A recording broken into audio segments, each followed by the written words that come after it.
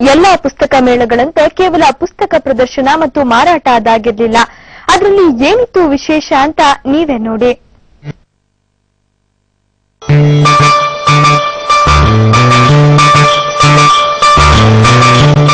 Silicon ಸಿಟಿಯಲ್ಲಿ ಪುಸ್ತಕ ಪ್ರದರ್ಶನ ಹಾಗೂ ಮಾರಾಟ ಮೇಳ ನಡೆಯುವುದು ಕಾಮನ್. ಮೇಳಕ್ಕೆ ಬಂದ ಸಾಹಿತ್ಯಾಸಕ್ತರು ಒಂದಷ್ಟು ಪುಸ್ತಕಗಳನ್ನ ಖರೀದಿಸುವುದು ಸಹಜನೇ.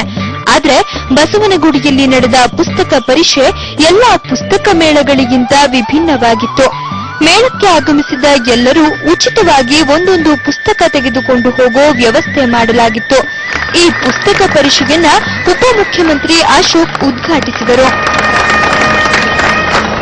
ಕನ್ನಡ ಸಾಹಿತ್ಯ ಸಮ್ಮೇಳನ ಆದಮೇಲೆ ಕನ್ನಡ ಸಾಹಿತ್ಯ ಸಮ್ಮೇಳನದಲ್ಲಿ ಸುಮಾರು 8 ಕೋಟಿ ರೂಪಾಯಿ ಹೆಚ್ಚು ಕನ್ನಡ ಪುಸ್ತಕಗಳು ಮಾರಾಟ ಆಗಿದೆ. ಅದಾದ್ಮೇಲೆ ಇವತ್ತು ಉಚಿತವಾಗಿ ಕನ್ನಡ ಪುಸ್ತಕಗಳನ್ನ ಮನೆ ಮನೆಗೆ ತಲುಪಿಸುವಂತ ಕೆಲಸವನ್ನ ಮಾಡ್ತಾ ಇದ್ದಾರೆ. ಅದಕ್ಕೆ ನಾನು ಅಭಿನಂದನೆ ಹೇಳಿದ್ದೀನಿ.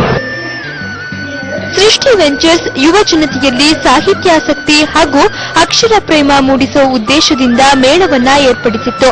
ಇದಕ್ಕಾಗಿ ಸುಮಾರು 10 ಲಕ್ಷ ಪುಸ್ತಕಗಳನ್ನು ಸಂಗ್ರಹಿಸಲಾಗಿತ್ತು.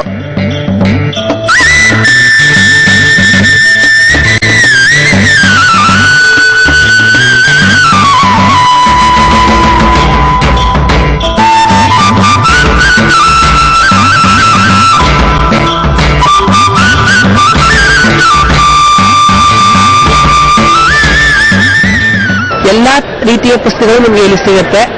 ಆಮೇಲೆ ನಾವು ಡೊನೇಟ್ ಮಾಡಿದೀವಿ ಹಾಗೂ ಇದರಿಂದ ತುಂಬಾ ಉಪಯೋಗ ಅಂತ ನಮಗೆ ಇದರಿಂದ ಆಗಿದೆ. ಯಂಗ್ಸ್ಟರ್ಸ್ಗೆ ಮತ್ತೆ ನಮ್ಮ ದೊಡ್ಡವರಿಗೆ ಎಲ್ಲರಿಗೂ ಬೇಕಾಗಿರೋ ಎಲ್ಲಾ ರೀತಿಯ ಪುಸ್ತಕಗಳು ಇಲ್ಲಿ ಸಿಗೋದ್ರಿಂದ ನಮಗೆ ಅನುಕೂಲ ಆಗುತ್ತೆ. ಪುಸ್ತಕ ಪರಿಷೆಯಲ್ಲಿ ಅನೇಕ ಮಂದಿ ಪಾಲ್ಗೊಂಡು ತಮ್ಮ ಸಾಹಿತ್ಯಾಸಕ್ತಿ ಮೆರೆದರು. ಮೆಟ್ರೋ ಬ್ಯೂರೋ, ಸಮಯ ನ್ಯೂಸ್. ಕೇರಳವನ್ನ ದೇವರ ನಾಡು ಅಂತೀವಿ. ಒಂದ್ ರೀತಿಲಿ ಈ ರಾಜ್ಯ ನಮ್ಮ ಭಾರತದ ಸಾಂಸ್ಕೃತಿಕ ರಾಯಭಾರಿ ಇದ್ದಂತೆ. ಓಣಂ ಕೂಡ ಕೇರಳದ ವಿಶಿಷ್ಟ